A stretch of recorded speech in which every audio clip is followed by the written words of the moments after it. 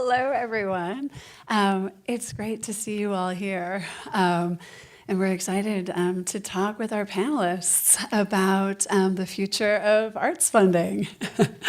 So I thought we would just do a little bit to set the stage, just for, because it's a complicated subject.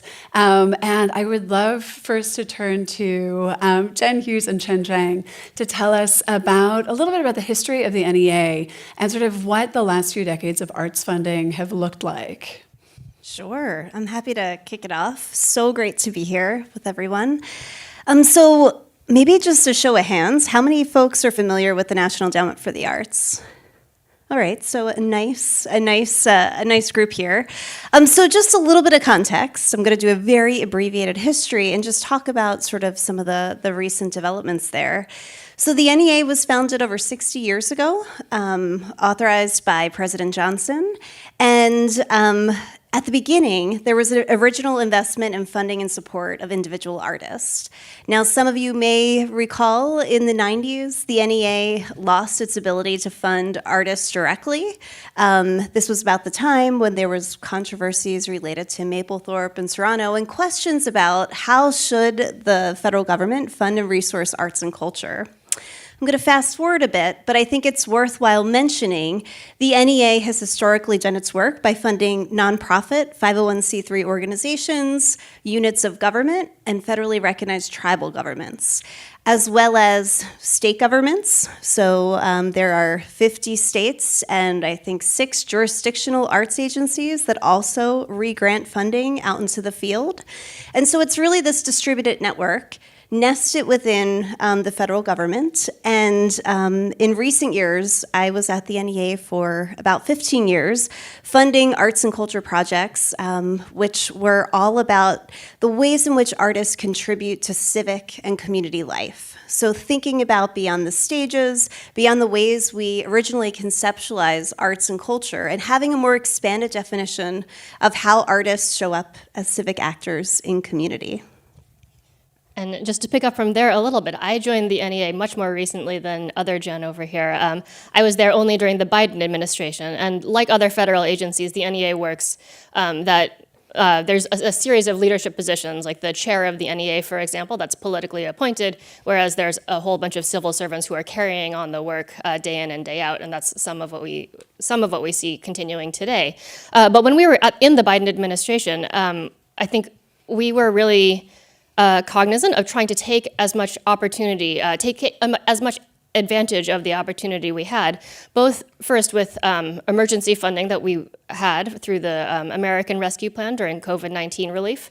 And that gave us an opportunity to, in some ways, test some of the status quo limitations that had been put on the NEA starting in the 90s. For example, general operating support for organizations. I think those of us, and we can talk about that more, but those of us who are artists and work in that space know that general operating support, rather than sort of targeted project-based support, is essential to the continuation of that work. And we were able to do stuff like that and to really restrict or question a lot of the restrictions that have been put on the funding from the agency.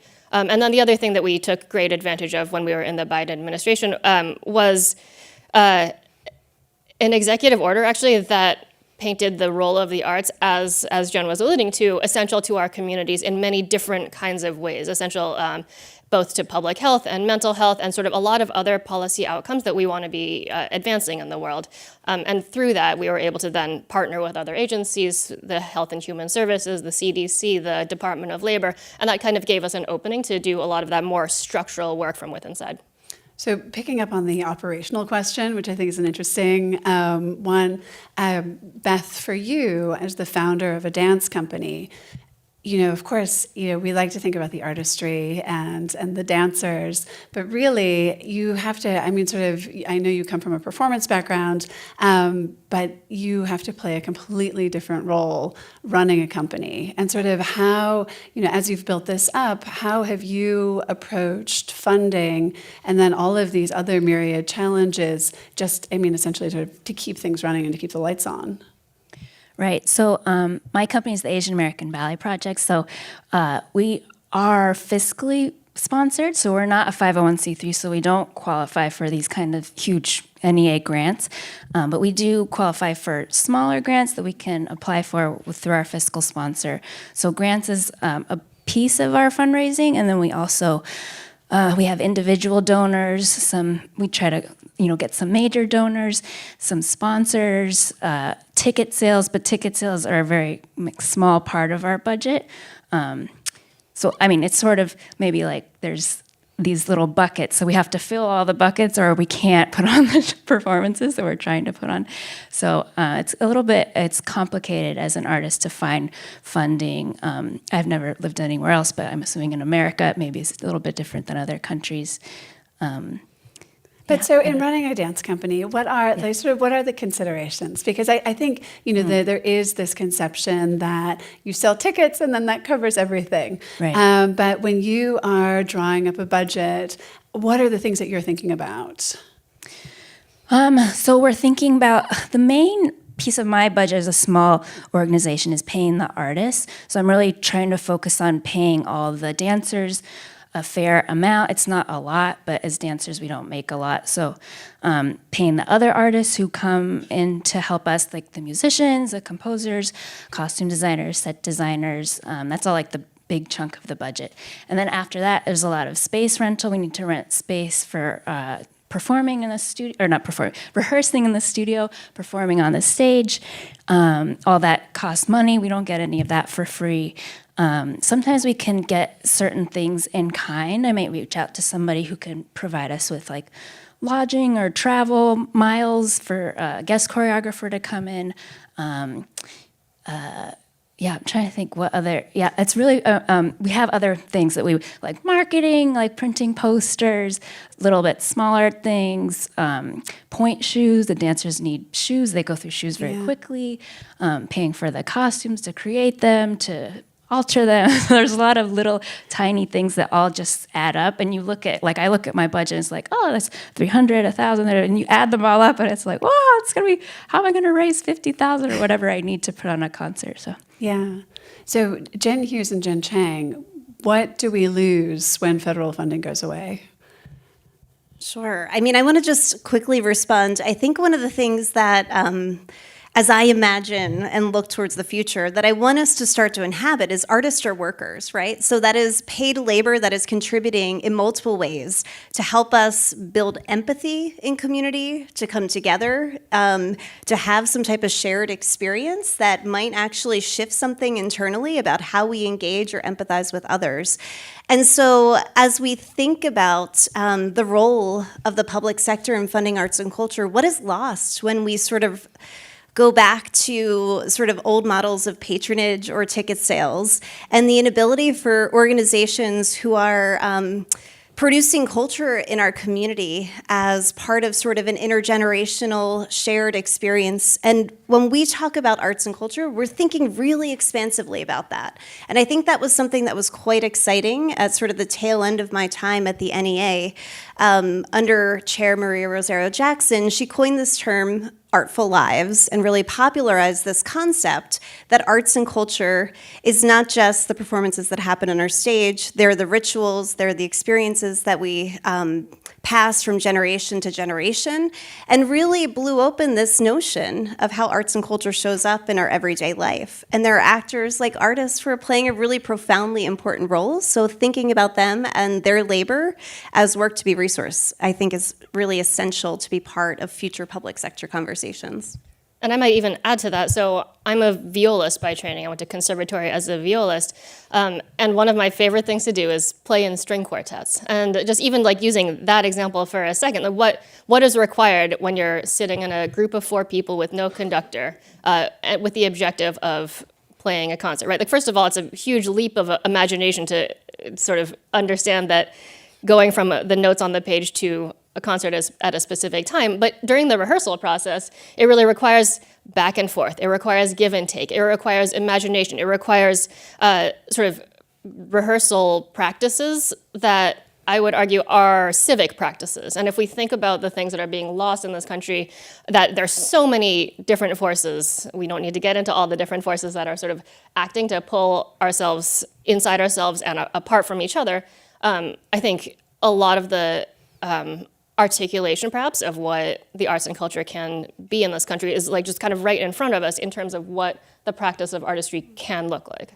I'd love to go to an audience question, and if anybody does have questions you'd like to submit, you can do that by going to slido.com and you enter CitySpace, and we'll get to as many as we can. But we do have a first audience question about the politicization, excuse me, of arts funding is highly problematic, especially when you have organizations with already small budgets.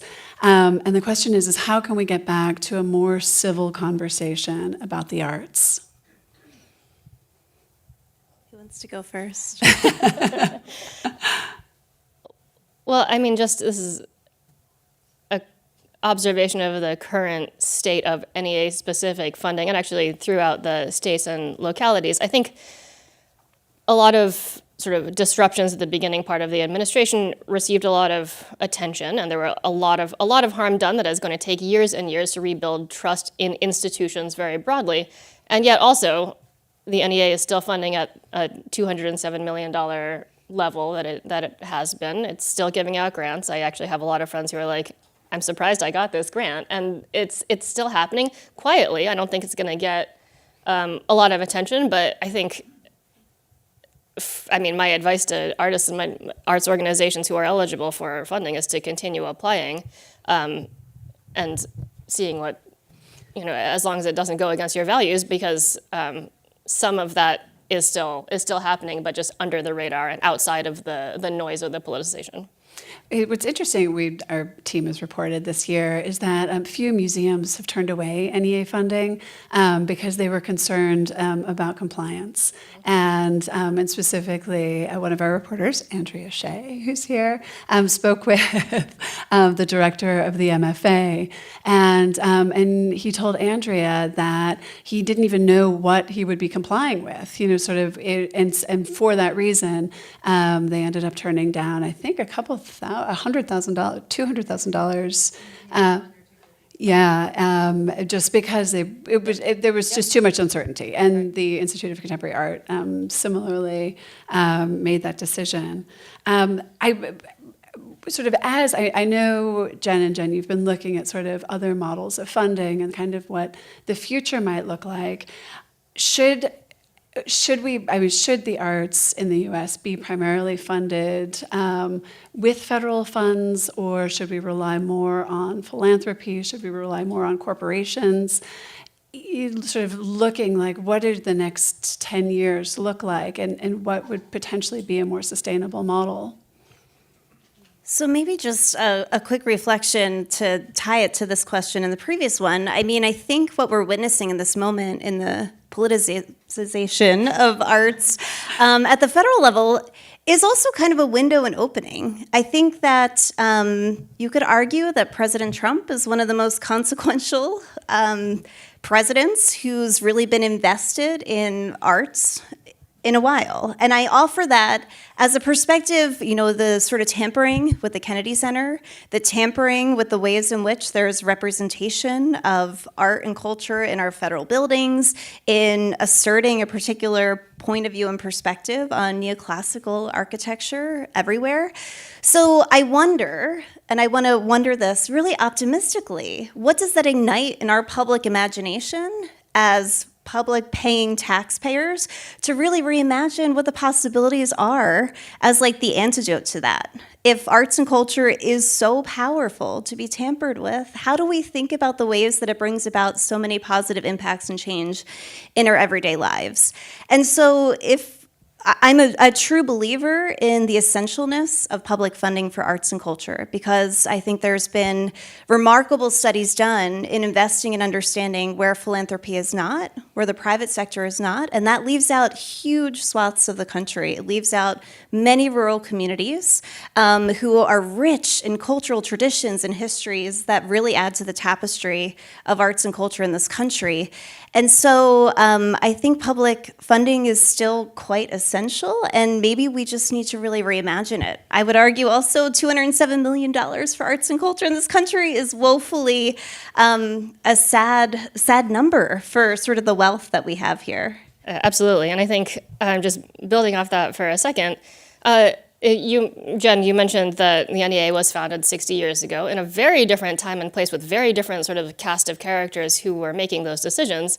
And I would say that, if the system wasn't working, a lot of what we were trying to do within was make change from the inside. But now, to your point about taking this moment as an opportunity, what would it look like if we had an opportunity now to build it up from scratch again? If we take a blank sheet of paper and say, like, okay, this is as far destroyed as our federal government hopefully will be, and so not just at the NEA, but across the federal government, if we take as premises a deep belief in public support for the arts as a public good, where can we go from that? I'm also wondering, like, if we're trying to make America great again, could we make the arts great by funding them? I mean, I personally spend so much time trying to raise money. If I didn't have to do as much of that, could I make something better, a better artistic product that could show the world how great we are? And I don't know. So from an artist perspective, it's something I think about. I absolutely agree. And so, I mean, given the sort of coming out of the pandemic, there was a moment of time where there was some more money and it looked like maybe there was a different approach. Were there lessons that you were able to take from that might apply to the future? Oh, sorry, Jen Chang, I was looking at you, but yes. either. Yes, absolutely. A lot of lessons from that. And I think some of the things that we were, as much as changes you can make from within the system, things like that I mentioned before, lowering the barrier to the ability to apply. So we did things like not requiring a match, a dollar-to-dollar match, which a lot of NEA grants do. We made higher dollar grant amounts because even though you may think the NEA is the sort of whatever, a lot of the grants are like $10,000 or under. There's or $10,000 generally. They're not particularly high, and so we tried to up that amount. And there were just a lot of other we translated the grant requirements into multiple different languages for the first time. We had a lot of informational sessions in different languages with different partners throughout the country, and so we kind of focused on both the accessibility of the grant making as well as the public engagement around the grant making with the more of an open invitation. I think we saw, I don't have the numbers in front of me, but we saw 75% or something new applicants to the NEA in a very promising way for organizations that maybe had not seen themselves as being even worth their time to apply. So I think pushing more in that direction, and then again pushing more in the I think part of what a reimagined federal level support for the arts might look like is sort of deep pockets of funding in different agencies in perpetuity, whether or not it's about health or climate or all sorts of different other areas of policy that they can really see the arts as a asset to the work that they're trying to do. Are there any lessons to be drawn from other countries? Europe, uses more public funds for the arts to fund opera companies and dance and museums. Is there anything that we could draw on in the U.S. to bring about change?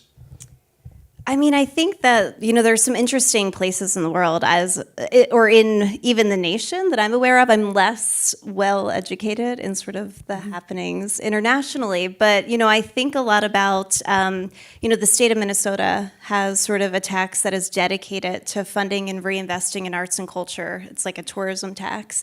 So how do we begin to think about these public sector dollars and tax revenues in sort of nourishing the arts and cultural elements? There's also been interesting experiments, like in New York State with Creatives Rebuild New York, which was a $100 million Mellon-funded initiative that was all about sort of a guaranteed income from artists, but also deploying artists in partnership, working within social service organizations, with other community organizations in sort of helping them to be really innovative in how they serve the population of people that they work with.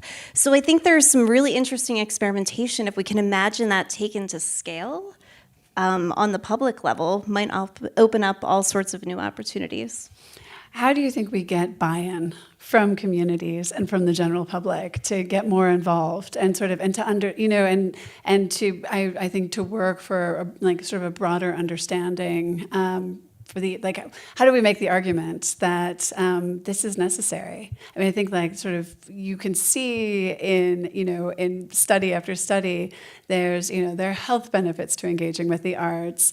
Arts will can boost an economy, but I think we're still missing buy-in.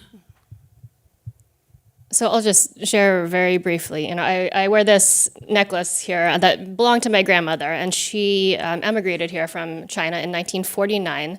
She spent 28 days on a boat, in the middle of the ocean, without a motor, in the middle of the war with the war on both sides of where she was, and she finally arrived at land and was about to be turned back by the guards who were there.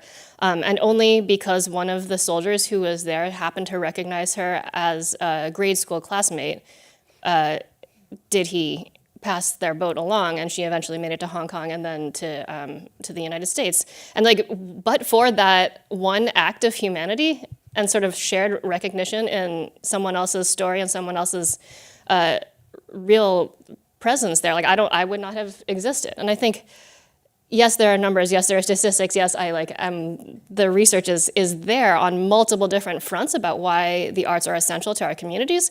But I think it's a lot about the ways that we're able to tell those kinds of stories and also recognize those stories in each other. Each of us has many of those stories to share, and it's really through the arts and humanities that we can do that.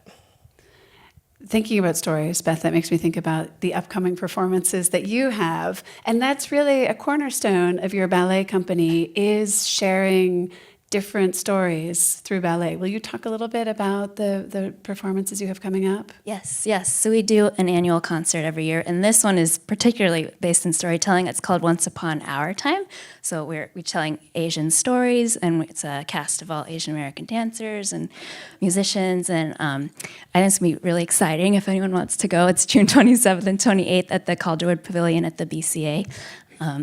Yeah, and you can find us online if you wanted to get tickets. But yeah, I think storytelling is so essential to what we do because it's sort of a hidden story, at least for this concert. There are 4 different Asian folk tales, but not necessarily ones that we grew up with. Some of the choreographers did grow up with them, but other ones are sort of rediscovering this and finding their cultural roots and kind of trying to bring them to Boston and just to our audience and our community, and something that we can claim as our own, and it's something that can belong on the stage and not just from grandma telling you or from you looking it up on the internet. So yeah, storytelling. I think storytelling is essential to our artistry for sure.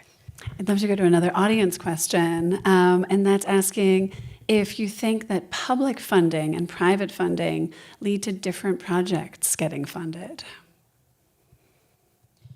I can speak to personally, some of the grants we receive, it's so specific. It's like you were saying, operational support is so helpful because then we can just take that money and put it into the plans of our art that we want to create anyway.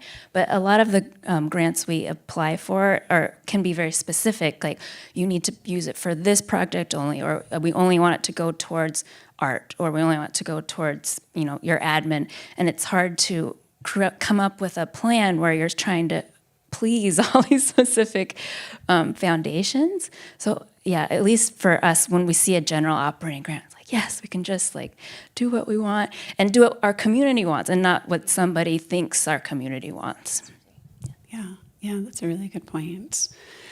Is there sort of in terms of action that anybody could take, are there concrete things that people could do right now, whether they are artists or donors? I mean, it's just sort of if you could advise people here, to show their support for the arts, to support the arts, what would those steps look like? Well, Maybe what I'll offer, because I think this is a really important thing that I've sort of just witnessed over my time at working at the NEA. So I'm trained as an urban planner. I spent a lot of time doing the translation work. So when we were talking to sort of the Secretary of Transportation, making the case for why we need to think about sort of the aesthetics of what is physically designed, as well as the thoughtful, creative, community-engaged planning process. So I think that we hold and wear multiple hats in our communities. And I would venture a guess that everybody is an artist or has some type of creativity within them that they practice on a daily basis. And I think leaning into sort of that dimension of our identity is so important because we often look to how much money does the arts contribute to our national GDP? How do we make the cases through metrics alone? And that offers like an abstraction of our true human experience that is often missing. So just sort of leaning into those multiple dimensions of ourselves and recognizing that as legitimate. And so it's interesting as I rewind over my career as a bureaucrat and think about the ways that I might bring in sort of those personal, nuanced stories and experiences as really valid data as to why we need to be thinking about arts and culture in multiple ways. And I think, just to build on that for a second, it can feel really hard to have, that we have any agency in this moment. And I think, maybe you saw this on so I work like at a desk job. My day job is not as a violist, but I wrote on my desk recently, like, we are all artists in residence. And like, I try to look at that sometimes and think about like what that means, because I think it's a lot about innovative thinking. It's about asking questions. It's about creativity, and that can take many different forms. And it's not just what you do on the side. It's not just, but it is fully integrated into who we are, all of us as people. And I think to the point about agency, like there's a lot of work to do, and people who are in official positions of power are not necessarily the ones who should be leading us and leading the country. And I think access to our own creativity and our own humanity is a first step in our ability to develop some collective optimism, collective hope, and then also collective action. I think that leads, oh, sorry, Beth, go ahead, please. I was just going to say, I think also you can support artists. Go to a performance, go see art, go to something like this. Even do we do some public events, free things, cheaper tickets. Do it for free, come for $5. And if you like it, you could always make a donation. I think you can like support on like a smaller scale, and it's always meaningful, even if you're not like lobbying the NEA. And I think to that point, thinking about those grassroots organizations that are really experimenting and taking risks. So I just want to double down on what you said. There's another interesting audience question. Given where we are now, have we gotten anything wrong in the case being made for the value of the arts? And is there a better case we could make in the future? I would just sort of briefly say that a lot of the dominant case that has been made about the value of the arts in the past maybe 30 years has been about the economic impact of it. And I think that's great, and we should continue doing that work, but also sort of echoing our former boss, Maria Rosario Jackson, that's not the only thing. And sort of like making visible a lot of the things that we've been talking about, arts and health, arts and public, as a public good, for us as individuals, sort of outside of an economic, or in addition to, I guess, an economic impact argument is essential, because I think an economic impact argument by itself,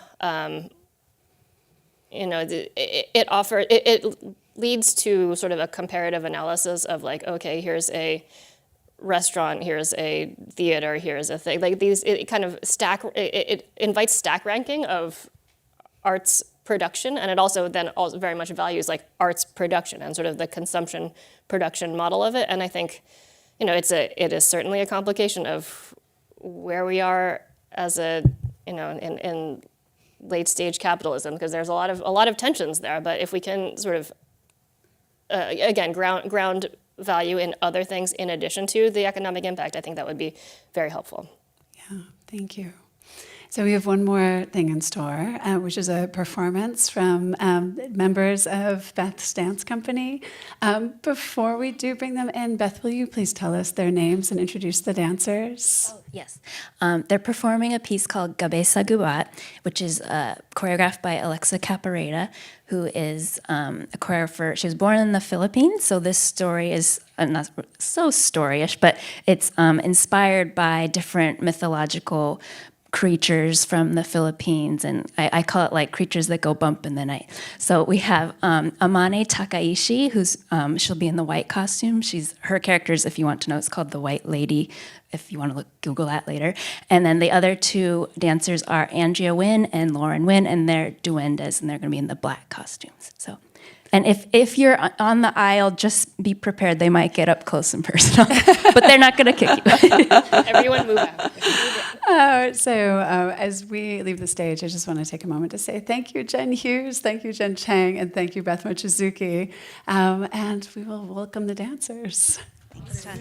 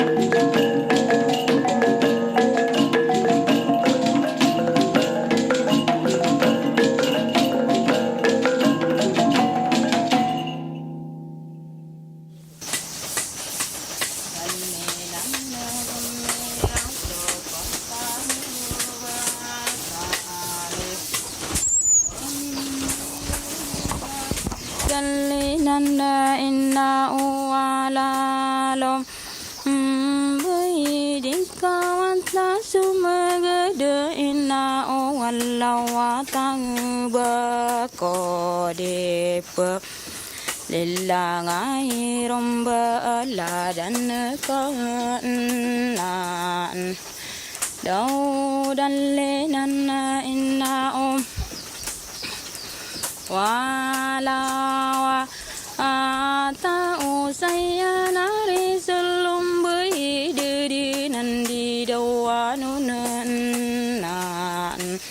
đâu dan le nan inno mambo so long bui apa yang dindang negara dan di đâu ang corona nan do dan le nan pamama gi dakka den ena om wa law ta bakko de puri la ngai rom ba la de na ka le le le la le la le la le la le la la la le le la la la ka amba so de mar gan pa kam bo ko ra sa da ma de namata auron ro arasagi nawata inna walla wata upageda kange taka